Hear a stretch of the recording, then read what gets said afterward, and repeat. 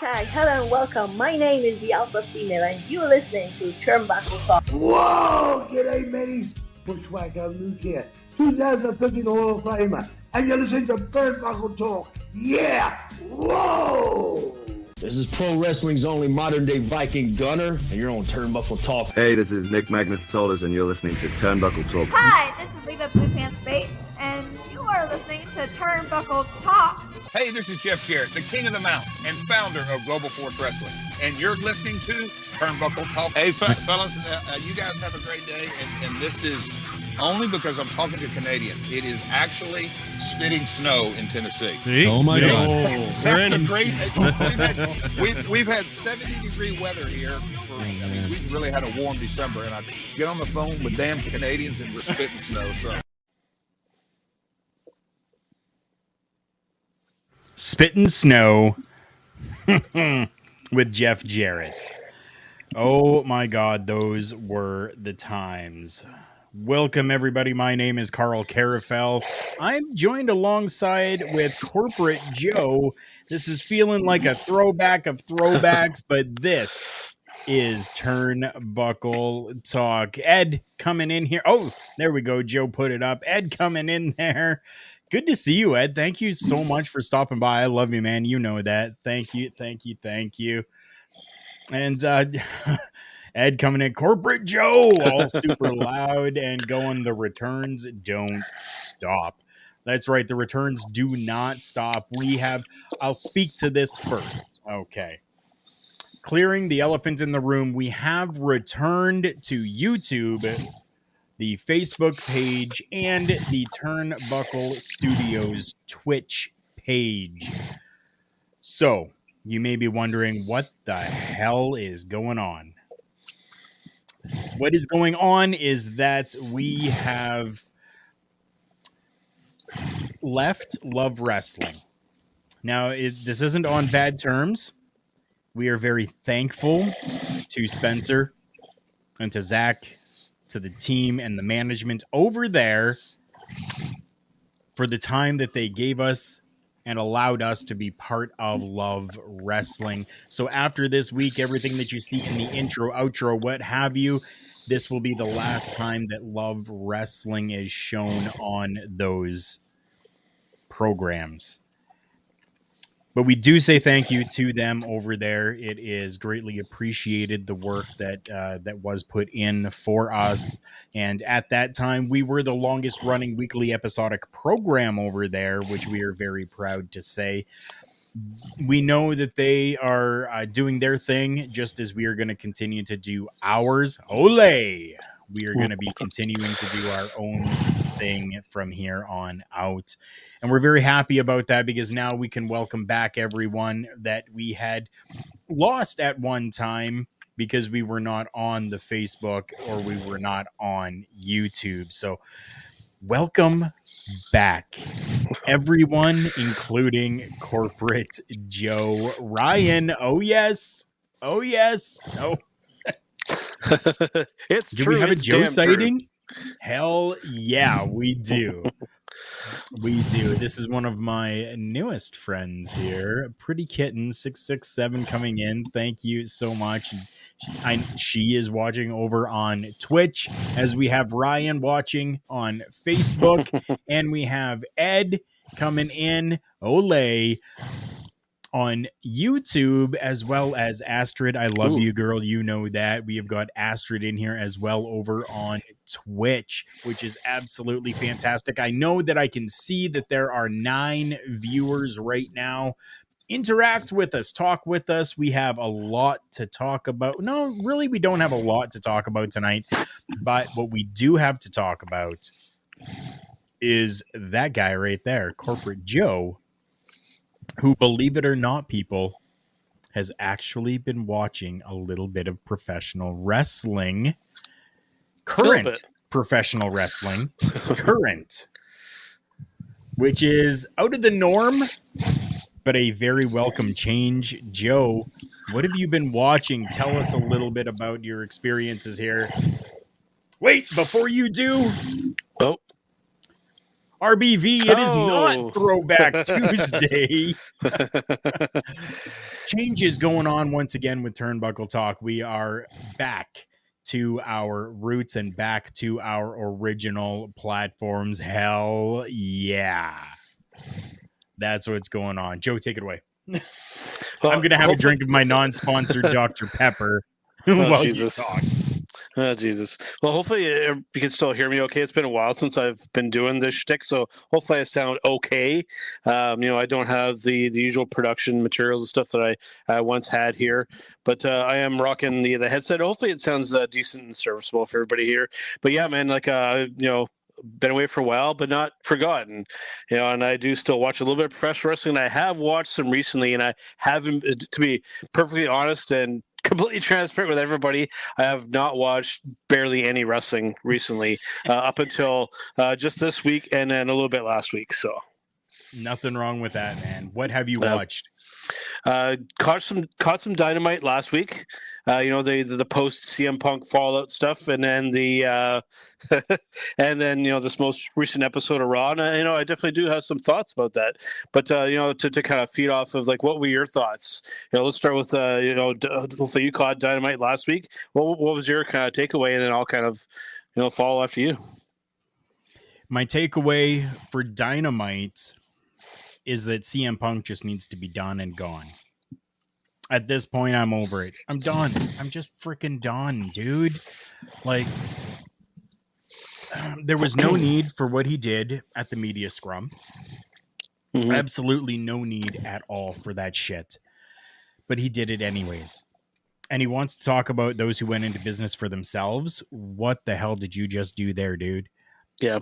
So we do know, if you follow the program, they took the titles off of CM Punk. They took the titles off of the Young Bucks and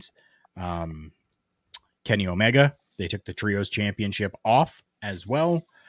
First we'll get to this. Bubba Duke. Hey. Bubba Duke, thank you for coming in. I know Bubba Duke's gotta hit the hay. He's got the shoot job in the morning. But thank you so much for coming in and showing your support for us here. Parrish coming in as well. Parrish, I love you too. Look who's back. Ole. So that's really my take. The show itself was actually really good. I enjoyed it. I did. I really enjoyed it. I like who they have now as the Trios champions. I really do. Another tournament, another freaking tournament for an interim championship belt. Mm-hmm. Jesus. Let's get to Ed's comments here before you shoot yourself here. I understand that he's being a champion around the world, but Daniel Bryan shouldn't be in an AEW tournament of champions. Promote those who have been champion for you and not elsewhere. And Ed, I fully freaking agree with that. Valid point. Ryan coming in. Every time I visualize Ace Steel biting and pulling Kenny's hair like a bitch makes me chuckle. Me too, dude. Oh, shit. Me too. There you go, Astrid. Clip it. There you go. If we need to do it again, let us know. But yeah, man. Your thoughts? Kind of similar. I mean, when Punk came back to professional wrestling, I just like everybody else, was pretty stoked. I mean, it was fantastic. And, I guess my kind of question, to kind of approach this from a little bit of a different way, as I normally do when I'm on Turnbuckle Talk, is, given that this is professional wrestling, Carl, how much of this is them possibly working us, right? Is this a work? Is this a shoot? And this is kind of a deeper issue when we start getting more to the WWE side of things, but we'll get there, when it comes to my thoughts and whatnot. But I mean, if nothing else, I mean, that does have the wrestling world talking, which I guess is a good thing. We pretty much have everybody chiming in from all over the place, to your Eric Bischoffs, to your Vince Russo's, everybody talking about this, right? So, I mean, you can make an argument, that's good, but I mean, then when you hear about, guys who have said, no, we will never even think about going to WWE. We hear rumors be like, Kenny's putting feelers out there, the Young Bucks putting feelers out there. It's like, what is going on with this company? And I think, Carl, is what we're starting to see a little bit with AEW. I mean, good to a certain extent, and definitely helped them get through the pandemic. With kind of everybody kind of running the show, but now we're starting to see when people get a little too much free reign, that the proverbial shit hits the fan. And I think that maybe what would have happened here is that Tony Khan just, trusts maybe a little too much. And, we saw, you can even see him sitting there going like instant regret, like, hey, maybe we should let this guy talk just and say whatever he wants. Right. So, good and bad here. It's I'm not actually here. It's completely false. Yeah. Hologram. Jesus. Hey, Pluggo. Pluggo. I love you, man. Man, you know that. It's such a weird thing because it's good and bad all rolled into one. Right? But it does have me kind of legitimately concerned for this company, though, because it feels like it's kind of unraveling beneath the surface there, and I don't want it to. Because it's brought a little bit of New Japan and stuff over to North America too, and they seem to have a good relationship together. But it's again, when you let the inmates run the asylum a little too much, right. I think some proper minds, like, I mean, you have William Regal there, you could bring some people in, I think, to kind of get things under control a little bit. Have somebody that has a little bit of a if our friend RBV is still in the chat, have that person in charge of what the F, if something stupid is coming down the pipe to be done, be like, no, we're not doing this. It's stupid. Right. And you would get that with the William Regal. You would get that with Taz. Pat Patterson, rest his soul. He would have said that. We're not doing that. That's stupid. Right? In his thick French accent, you're damn right he would have. But you've got all these names. You've got the Big Show there. You've got Mark Henry there. Use these guys better than, their minds for the business. Could it be still that everybody's still kind of jaded from their previous times to where they feel like, we're in a place now where we can just do whatever we want. There's no repercussions, right? It's almost like a spoiled child getting too much, and they're like, well, I can just do whatever, until finally somebody steps in and be like, no, you know what? You've been doing stupid shit. It's time to stop doing stupid shit, right? So, Ed's question here: is all of this a sign that Cody was a lot more important behind the scenes than people knew? Yes, for me, the answer, yes, 100%. Why? Because he had a mind for the business, not just a mind for independent professional wrestling, but a mind for big, large scale company business. Joe. Yeah, no, for sure. I still cannot really believe that he did go back to the WWE, because I mean, he was somebody who was very vocal, even include stuff in storylines saying, this is me, F you, Triple H, I'm destroying the throne, all that kind of stuff. Dude, literally, he was literally the last one that I thought would have gone back, but he was the first. Right. And then you got to put yourself in everybody else's shoes too. That's, gone from the WWE to AEW. How many of them are thinking now, and then given kind of what's been going on recently too, they're like, how many are we going to see go back? I mean, you already see Malachi Black, Aleister Black, been wanting out of his contract for a while now given the conditional release. I mean, you can almost bank on him being at the Rumble, right? Stuff like that. I mean, if nothing else, though, it could lead to some interest. I think that the next Royal Rumble is going to be interesting, because I think we're going to see some returns and maybe some Forbidden Door stuff. Who knows? But it's tickled my fancy. It's has me legitimately interested. But there's still some. We'll get to that when we get to the WWE side of things. So now with AEW, I mean, you pretty much nailed it right on the head.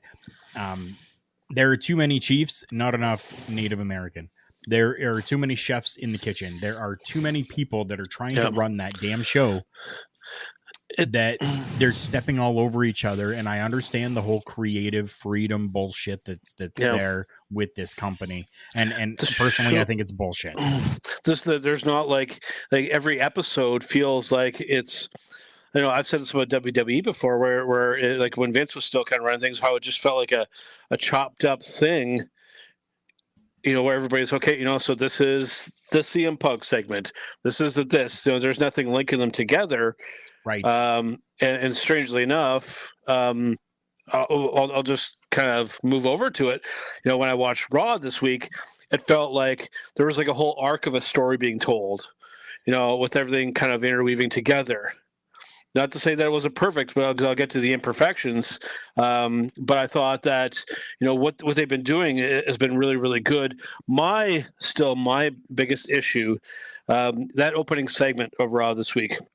I mean, like overall, I thought the show was very good. The in-ring stuff, I think, is fantastic. You can clearly tell that they've got a bit more free reign to do stuff in the ring.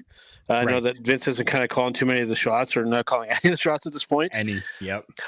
My issue is with the fans, because whether it's on purpose or if it's accidentally, the fans, like somebody who's been out of the loop for a while and is hopping kind of back in somewhat, is watching the show, and I don't know who's a bad guy and who's a good guy based off of the crowd's reactions. When Seth came out, I mean, getting cheered, I was like, oh, like Seth's a babyface again, right?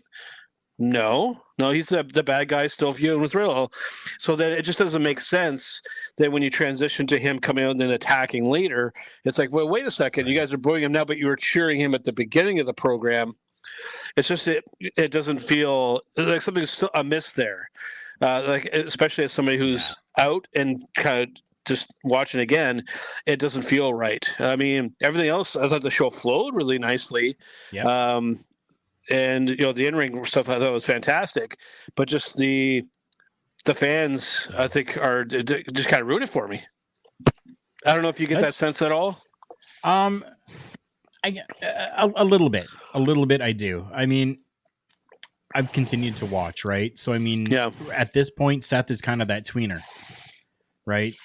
So he's, you know, he's that in between guy that can be bad or could be, you know, considered maybe the good bad. I don't know.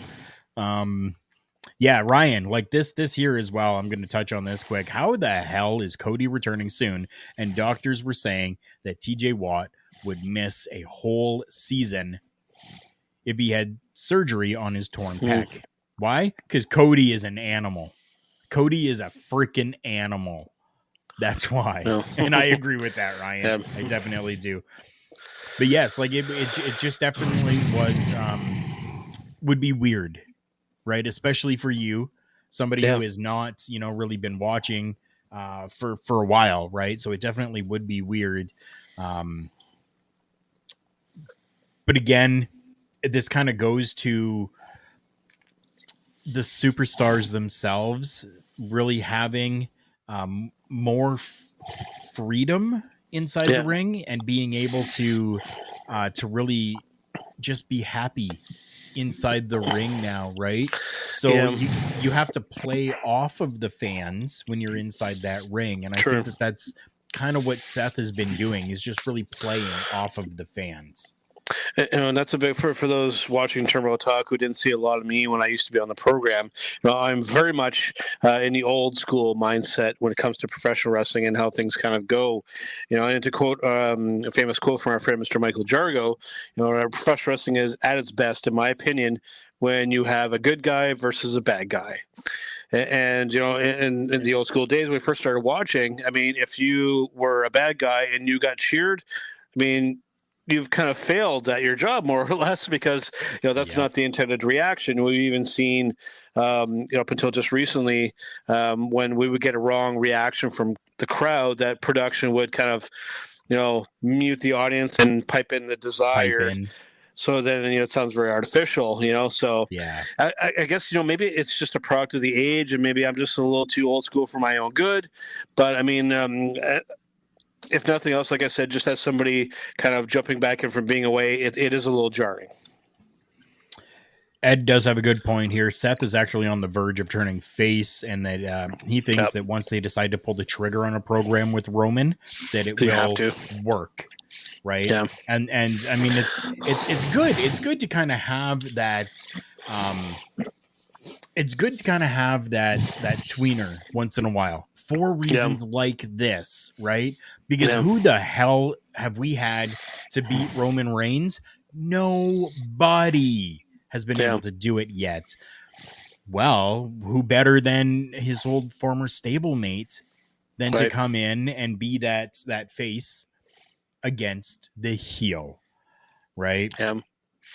Because there's another one. I mean, if you're not careful as well, if you don't manipulate things properly, I mean, if you lose Roman as a heel and you start getting too many cheers from the crowd, I mean, ouch. I mean, he's your top bad guy right now. I mean, he should literally be doing things to have that crowd wanting to jump over the barrier to go at him. Don't do that, folks. But no.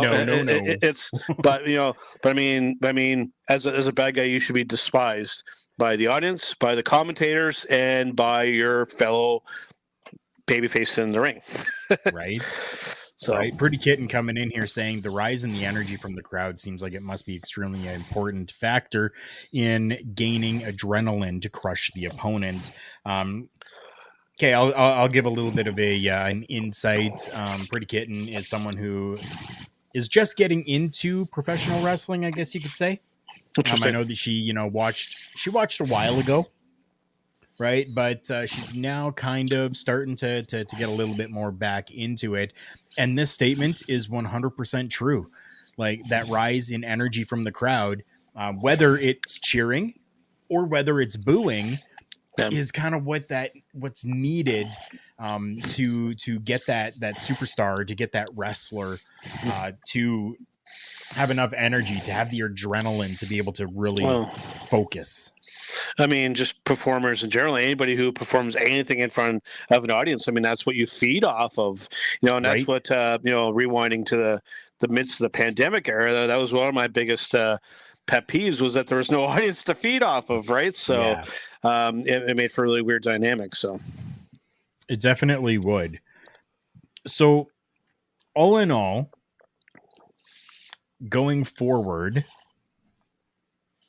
do you see yourself maybe watching Dynamite or Raw? Have either one of them intrigued you enough to continue watching, or even semi-watching, like taking a week off or whatever? For sure, and probably not where you're expecting. After watching the both of them, I have to say that that WWE has been more interested. With the AEW, it feels like, the in-ring stuff is really good, but just there's not enough there to make for a proper show. I think, with the stuff, with the fallout with the CM Punk stuff and whatnot, when I watched that matchup that ended up happening with Seth and Riddle, I thought that stuff was perfect. The way that I still want to call him Punishment Martinez. I'm going to call him Punishment Martinez. Right. You have that dude. He finally gets to talk more, and just the way that whole match played out and how it kind of sequenced into the next and into the next right to the end of the show. I mean, I thought it was excellent. Right. That is not a Vince McMahon production. Right. No. So now. Like I said, I think that there's still a few things that can be tweaked here and there. I think the audience needs to play along a little bit better. Then it would be perfect. I like the direction that they're going. Props to Triple H and what they're doing there. I've not checked out SmackDown and NXT. I'm just going off of Raw. So understandable. Just to everybody too. So, but I'm definitely interested. I'm going to watch every week. Probably not, just given my shoot job. If I were to watch wrestling while I'm working, I would probably lose said shoot job. So when I have a chance to, when I can, I'm definitely going to tune into Raw because I'm intrigued now, and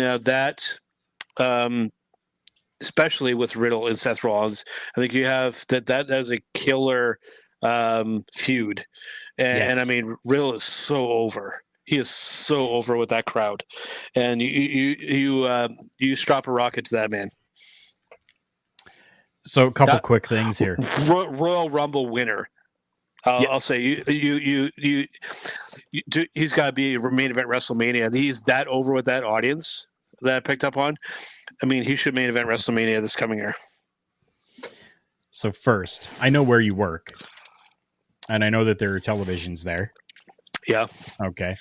So there's no reason why you can't watch professional wrestling because you need to showcase the products that are being sold. Right. I don't have that much pull there, but because we're limited to what we could show there. But I like where your head's at, though. I used to do it when I was at the source all the time. So, so you know my thoughts on Riddle when he first came in. Yep. Right? Yep. I'm a fan. Right? I'm a fan of Riddle. I hated this guy. I loathed everything about Matt Riddle, which they're allowing him to use Matt Riddle again, if you know, which is very cool. That's another Triple H thing that's going on. Yeah, like I'm a fan of Matt Riddle now. Yeah, this comment here, CBRS Entertainment. Thank you so much for coming in. Appreciate you. Honestly, I do. It's absolutely amazing to have you here.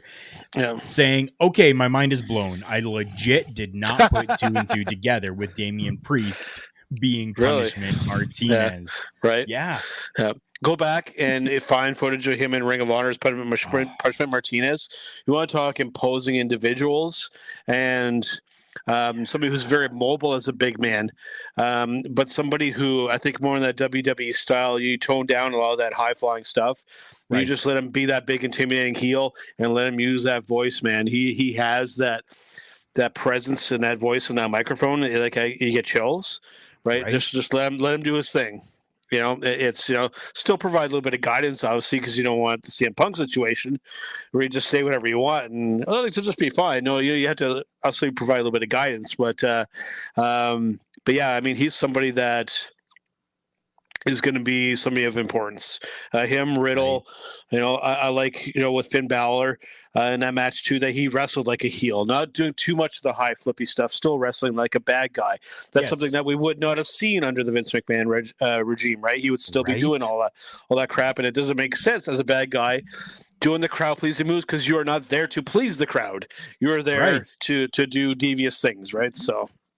Well done. PPW, Prairie Pro Wrestling. Carl and Joe, my friends, good to see you here tonight. Thank you so much. We appreciate you coming in as well. You talked about Damian Priest. You talked about Punishment Martinez, same person. Okay, what are you thinking of Judgment Day? Just from what you saw on Raw, with everything surrounding the Judgment Day, I have to get these in here. Ole! What are your thoughts on Judgment Day?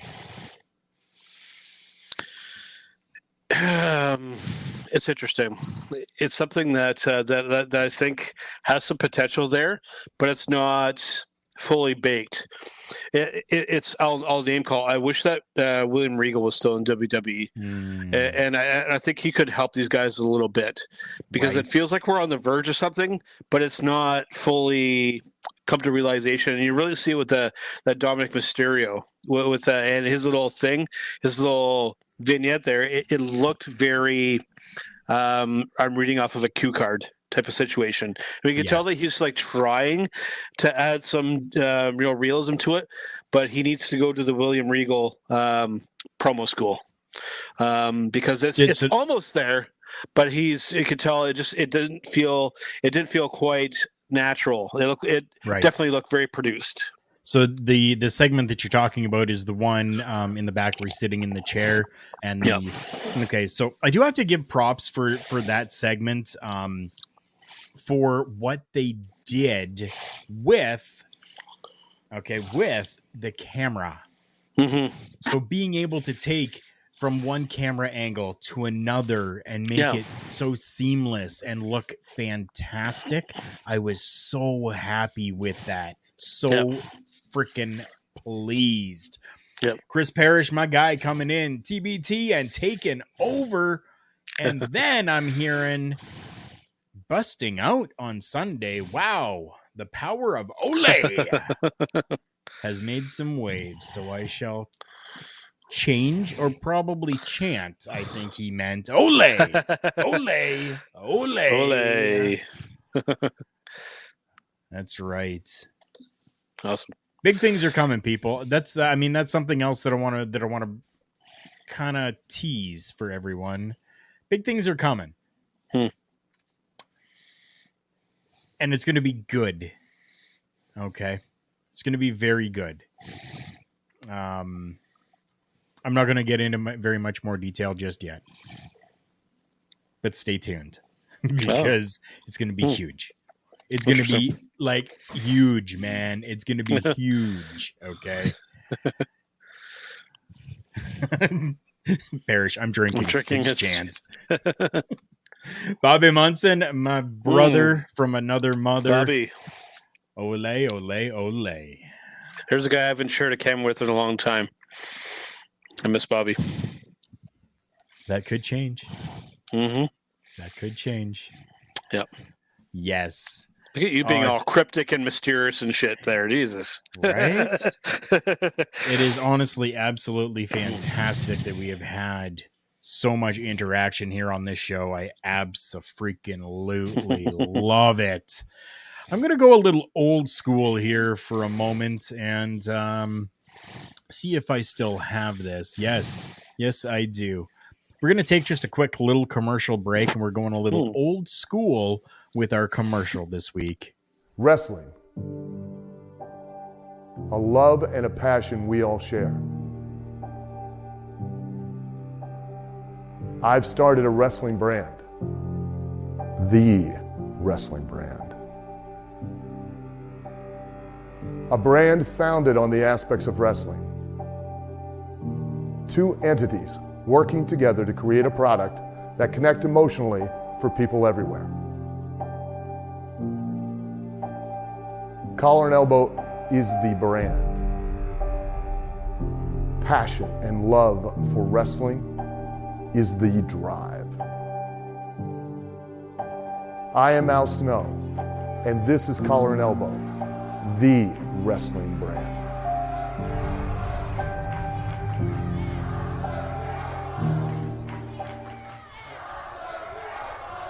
The dictionary defines hero as a person who is admired or idealized for courage, outstanding achievements, or noble qualities. Being a hero in life is far more than words printed on a page. It takes an unwavering code, a compass that points true north, always. And in times like these, it takes sacrifice. Hero shouldn't be a word defined by a dictionary. It's a word that should be defined by the best of us.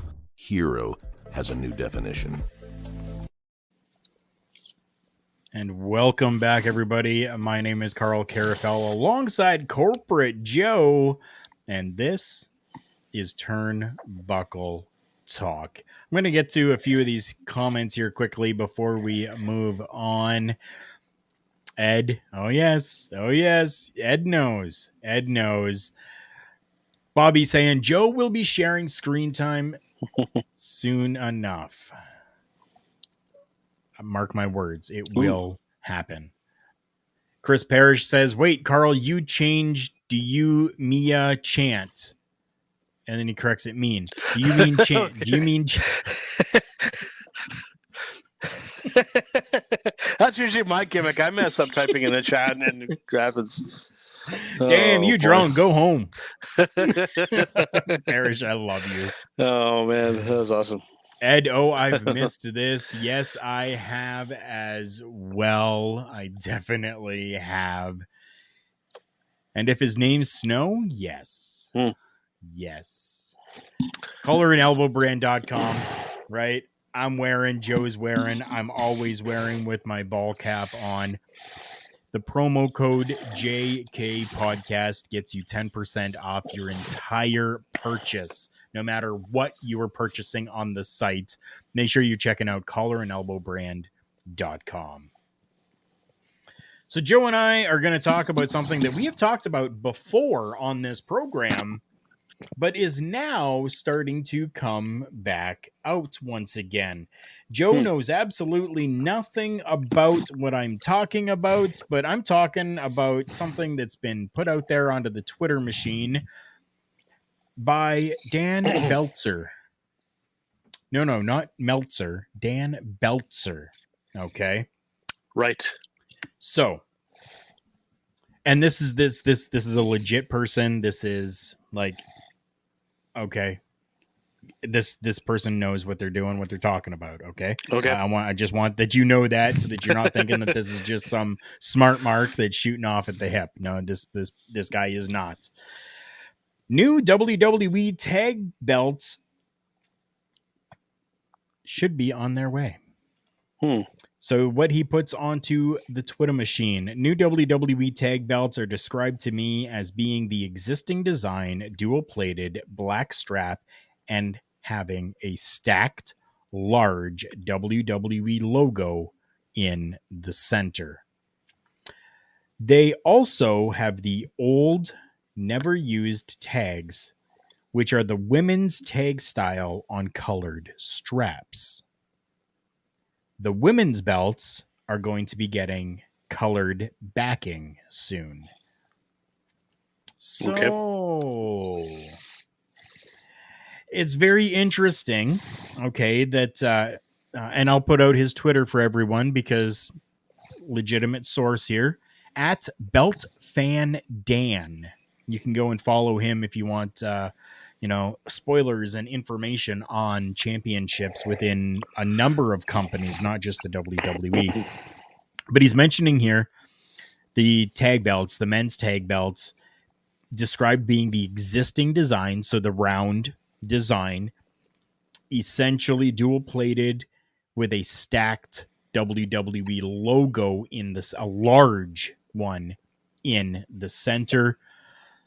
But they also have the old, never used tags, which are the women's style on colored straps. I would rather, just like Prairie Pro Wrestling says, about damn time, change all those WWE logo belts ASAP. I agree with that. That big ass, gaudy looking W in the center of belts drives me absolutely insane. But if they maybe go with the style that like the women's tag belts are in, with a smaller logo in it and a different colored strap, I would be okay with that. What are you thinking on that, Joe? What do you think about this entire situation with changing belts? I've never been a big belts fan, with the exception of, like the WWE Intercontinental title, the previous New Japan World Championship title, gorgeous belt, the NWA World's Heavyweight Championship belt. To me, like when I think pro wrestling belts, those are the first ones that come to mind. That old style. It feels like it's something worth earning to win, right? When it comes to, the current WWE Championship, they really do just feel like a prop. They're really not that pleasing to the eye. They're just kind of there. I mean, they do mean something, but they don't feel special. Partially because there's too many of them, too, by the way, but that's a topic all in itself. Right. But I mean, change does make sense given what's going on, what's happened recently. I understand wanting to kind of move on from that, but I mean, like I would very much prefer, and I think you would probably agree that more like a throwback to those big belts, with lots kind of going on with that, and it really felt like I'm the champ. This really shows it, right? The Ric Flair title, prestige. Right? Exactly, right.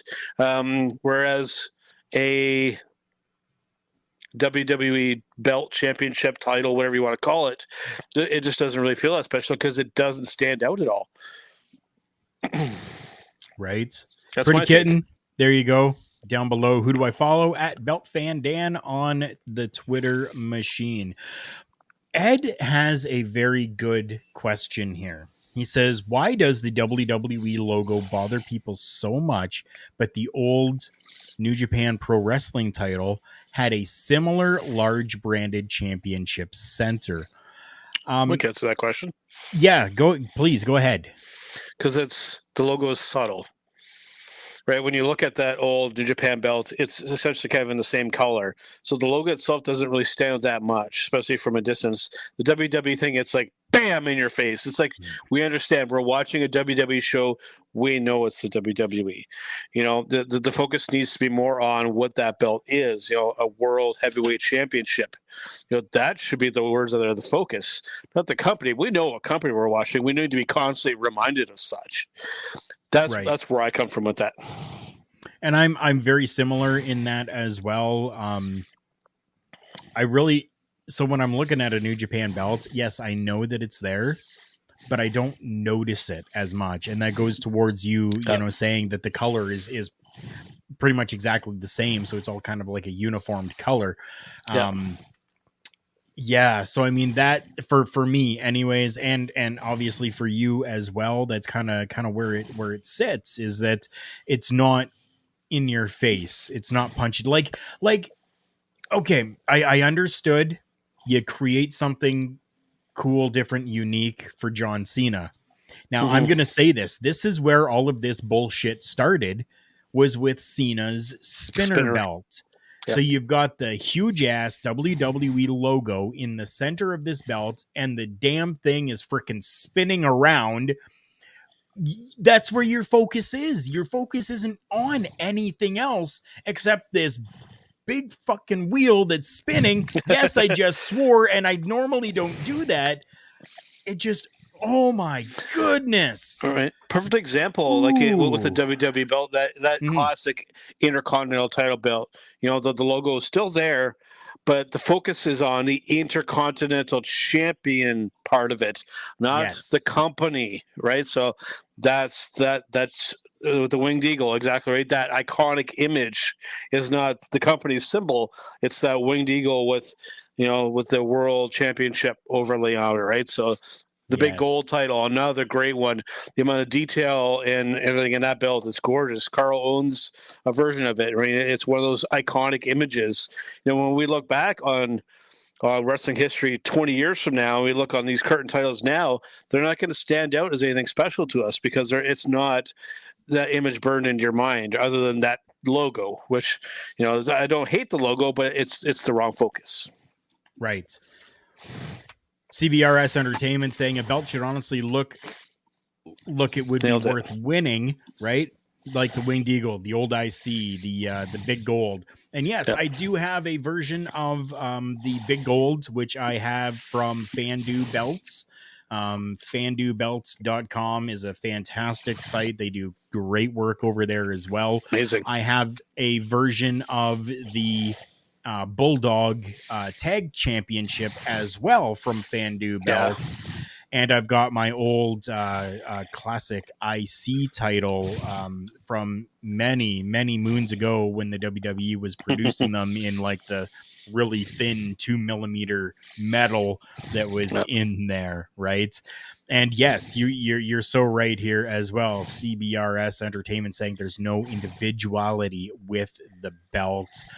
Ed, I knew that already because I know who you are, man. I know who you are. He says he completely agrees with Corporate Joe here. He just wanted to pose the question, and that's why I love having Ed here, because he's always bringing in these different questions for us that, you know. PPW, Prairie Pro Wrestling, at Ed Fries, the logo is not the issue. The logo on the front of the belt. I also was not a big fan of the New Japan one myself either. Give the belts an identity. Right now, they're merely props, just as Joe has been saying, and Ed, you know, saying PPW. I hear you with that. Bobby coming in saying, Ed bringing in an excellent question as always. Yeah, just what I said, right? And even with this, I believe the UFC is more to blame than the spinner belt to blame for the WWE title and such. You know what? Like, yeah, I never thought about that because I'm not somebody who watches the UFC on the regular, right? But now that I think about it, one of their most famous championships is that big plate with the 3 letters UFC right in there. Jeez. Yeah, it's like the most plain, low effort championship belt title championship you can come up with. It's literally just the company logo, like nothing else, right? So yeah, they ventured away with that a little bit with the bad mother effer belt, right? Yes, right. I mean, that they ripped that straight from professional wrestling. I mean, The Rock even there with that, right? So, the MMA fans can like deny all they want that they're interested in professional wrestling, but that's a line of crap.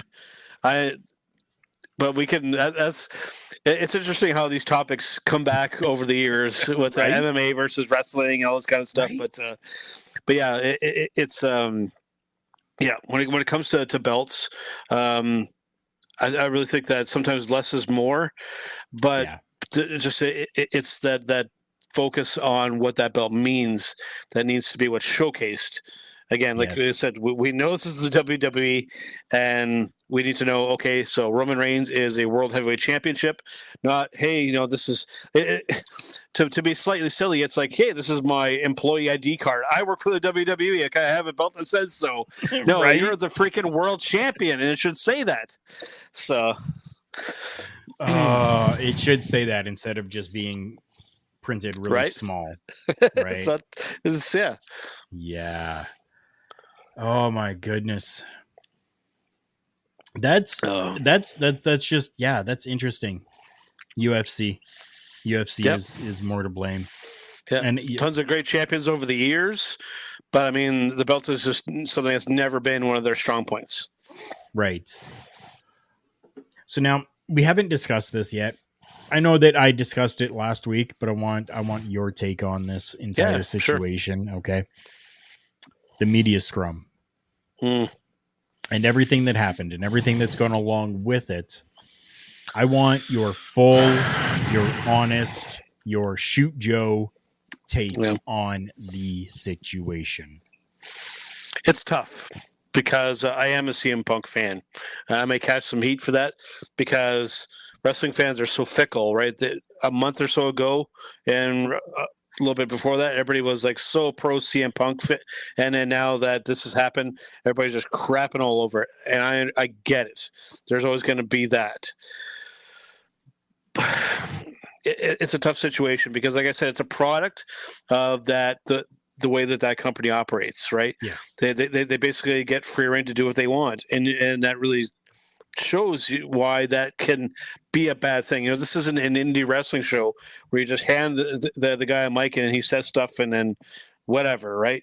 No, AEW is one of the main companies now, whether you want to accept that or not, right? And as sponsorships and other vested interests become more of a thing, you need to watch for these kind of situations because they really could derail things. As cool as it is hearing a wrestler shoot, CM Punk is arguably one of the best at it. My idol Roddy Piper even said so. You need to know when to turn it off, right? And when you need to just be a wrestler and do your thing and not just crap all over everything that's going on.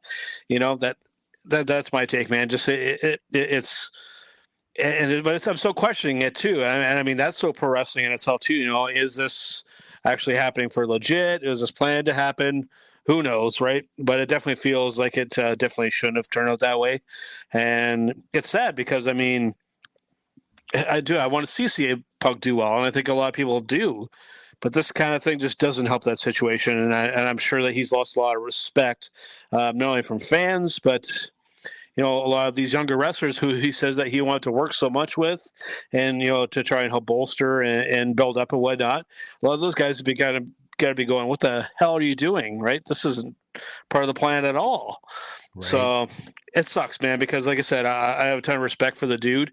Even going to the UFC thing, to go in there and fight a legitimate fighter, to actually step into that octagon with the little experience they had, that takes balls. Okay, to go from being a pro wrestler to getting in there and fighting for reals, that could never be taken away from him, win or lose, right? But just like I said, sometimes let me simplify it even more for you, all right? For you, for everybody. Don't shove your hand in my face again. My mom gave me probably one of the best pieces of advice that I still use to this day. Sometimes if you don't have anything good to say, sometimes it's best to just not say anything at all.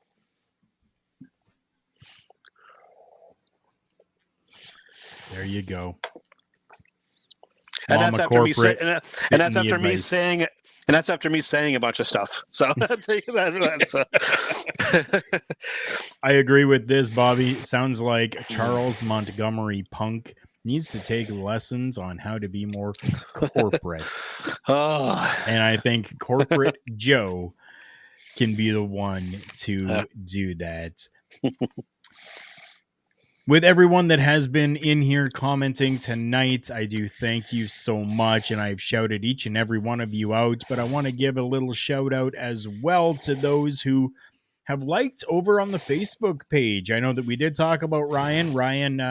We did talk John as well, but there's a Melissa Wrights there as well, Javier, as well as Jules. And I want to thank all of you for showing your support and liking it over on Facebook. That's absolutely fantastic. And for everyone that has been watching, whether it is on YouTube, whether it's on Facebook, or whether it is over on Twitch, I can tell you that this program will not die, and we are going to continue it on. And there may even be some more areas that you can find the show at one point or another. The audience is growing. Watch the numbers rise, says PPW. Yeah, you're right. You're right. And again, I'm going to go back to the very beginning of this. I have no animosity towards Love Wrestling and the platform that was over there. This will be the only time that I speak of this. So anyone who has been messaging me, this is the time where I am saying it. I'm not going to address it publicly, except in this forum. I'm not angry. I still support them. I still support Love Wrestling. I will still support Love Pro Wrestling. I will still support because they supported us. It was just time for a change, and that's what it is. Dude, we were the first show on that platform when they started. Yeah, right. We were. And then now you're on the verge of getting close to that 300 episode mark, where not a lot of shows can say that they've reached that, my friend. No, they have not. And who knows? We may even have something real special for episode 300. Yeah. Ed. Yes, the rebirth of Rewind will be happening. It definitely will be. I know you and I have even kind of talked a little bit about that, Ed. So that will be coming. You guys are killing it and can't wait to watch as Turnbuckle Talk grows to all new heights. Thank you, Bobby. I can tell you, Bobby, that this is not going to be a regular. I know that Joe can't be here on the regular, but either the single broadcast with myself, or I may just open it up to whoever the hell wants to come on and talk some professional wrestling, because I know that there are a lot of people that have been wanting to share the screen with me, and I am always open for it. Bobby as well saying, Love Wrestling is responsible for me meeting many amazing new friends. Zero animosity from me. Right? No, I totally get that. Olay is podcast language for support. So Olay Love Wrestling. I fully agree with that, Parrish. Thank you. Enough is enough, and it's time for a change. Jason Sensation. Oh, boy. Right? And then CBRS Entertainment, a collab with guys from OSW. If somebody wants to reach out at TB Talk Pod on Facebook, Instagram, and Twitter, who knows what kind of collab might happen here. Bobby saying, would love to do a rewind with you guys sometimes. Papa Smokes would also be up for taking trips down memory lane. Definitely 100%. I can guarantee that Turnbuckle Rewind, it's on fire. Everything, all of this is on fire, Pretty Kitten. Yes, I can guarantee you it's all on fire. And I can guarantee you that Turnbuckle Rewind, while hosted by myself still, is going to be open to working with people and having people on to talk about classic matches within the world of professional wrestling. I do want to drop as well that we were able to retain everything for beats and beatdowns. So Bobby Munson and I will hopefully soon, stars align and we can get our season 2 available and put out. Season 1 is already out there and available on Turnbuckle Studios YouTube page, so you can go there and check out everything. And it is in a what is that thing called? Where I've got Turnbuckle Talks under one thing, and I've got your Rewinds under another, and Beats and Beatdowns is in its own playlist. That's playlist. The word for it. Playlist. Yeah. It is in its own playlist, so that will definitely be happening as well. I don't know, Parrish. Does OSW mean Ole Supports Wrestling? It just might. Parrish, the acronyms. Oh my God. I'm gonna put this one up here. Yeah. PORN stands for Parrish Over Right Now. That is genius. But by the way, that Beats and Beatdowns, I absolutely adore what you guys and Bobby have done there. I mean, pro wrestling and music together. I mean, the two are synonymous with each other, with themes, with musicians being involved in wrestling. Right. It's such a great idea, and I loved what you guys did with the first season. And dude, I can't wait for more of that. Me either, to be honest. Ed says he hears there might be a takeover in about 6 to 8 minutes from now. I'm wondering where that will be. If there is a takeover somewhere, make sure that you post, because I will shout this out. Beats and Beatdown Season 2. Let's make it happen. Bobby, we definitely will. We will have to get together for that. And Bobby saying, thank you, Joe. It honestly has been the coolest experience. And I feel like we have some cool shit lined up for Season 2. Yeah, we definitely do. I'm going to make sure that I post that as well. Again, I will repost that onto the Facebook page as well as the YouTube page for Beats and Beatdown Season 2. Joe, you got anything else for us before we take off tonight? No, man, it's been cool to be back on again. Like I said, I would love to make it more on the regular, but can't make any promises. But I will always be around, and whenever I can be, I will be here as much as I can be, and to try and provide my unique, sometimes that flawed opinions on professional wrestling. But at the very least, hopefully, you guys find entertaining, and that that I still do have somewhat of a mind for what's going on, despite me kind of being away from it for a bit. It's something that I still enjoy wrestling, but I just don't get to watch as much as I used to. But I still like to talk about it, especially with you and with everybody in the chat. I mean, it's always a blast.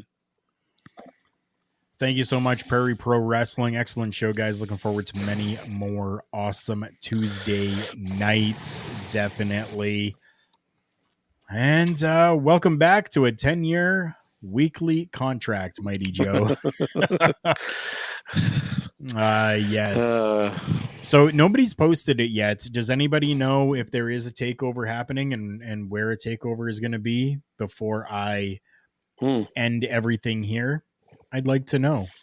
Are people taking over this program? What's going on here? Well, I don't know if they're taking over this program. I don't know. The time is up. The time for us to go has come. Joe, thank you so much for coming on here with me again. And I want to say thank you again to all of those who have joined me here tonight, joined us here tonight. Chris Parrish has a Twitch account. Okay, so over on Chris Parrish's Twitch account and some other spots as well. So look out for that. If you're on Twitch, look up Chris Parrish. Okay, that's where it is going to be. Yeah, so I want to thank everybody again who has been in here interacting with us. This has been absolutely fantastic. And all of you know that I consider you all my co-hosts as we go through this journey together. I thank you so much for that. To all of you that are watching this in a replay format, thank you as well. Make sure that you're leaving a like, subscribe, comment, let us know what you think. And to all of you that are listening to this in audio land, thank you as well. That is where everything originated, was just in an audio format, and it's continuing on to this day. Thank you to everyone. I really do appreciate what everyone has done. Pretty Kitten saying, these are amazing vibes, perfect learning environment. I'm happy to be the one to help assist with that. For Corporate Joe and myself, Carl Carafel, this has been another edition of Turnbuckle Talk. Remember, everyone, the world is a scary place. Take care of each other.